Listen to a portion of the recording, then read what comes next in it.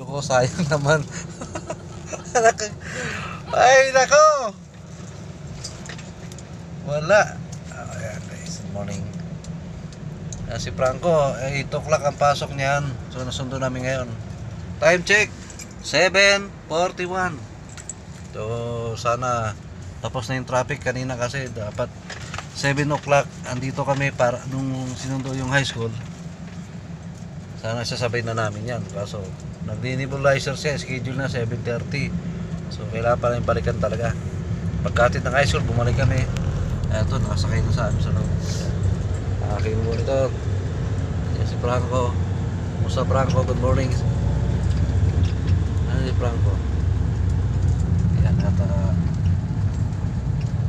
sana hindi tayo matraffic. Makaabot ng 8 o'clock. 8 naman ang pasok nito. Sana maabot. Pero pagka tutumukod yung traffic, sigurado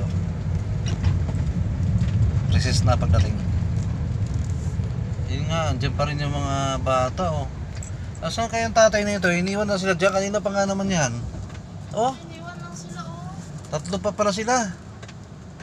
Ito guys, yung mga batang yan, kanina pa yan, nakailang trip na kami. Nandyan na yan. Umiyak na tayo isa oh. Nandito yung tatay oh, umiyak na nga.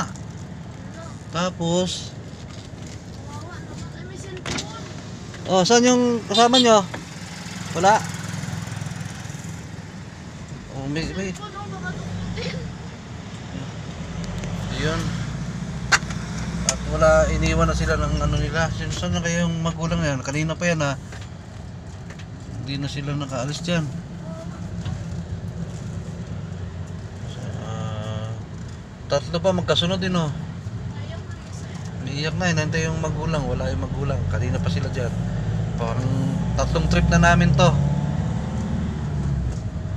Nandyan pa rin. So hindi pa sila binabalikan. Nabalikan na sila para makuha na sila dyan. Ang init na. Naarawan na sila doon. Kanina kasi makakulim. Madilim pa talaga. Dahil first trip natin, alas 5, di ba? Ayan. Sana wala na traffic. Doon na tayo. Guys, at habol kami ng 8 o'clock. Drive safe na lang. Makakarating din kahit ma-late. Kasi ang sakay natin ngayon, grade 1. Okay.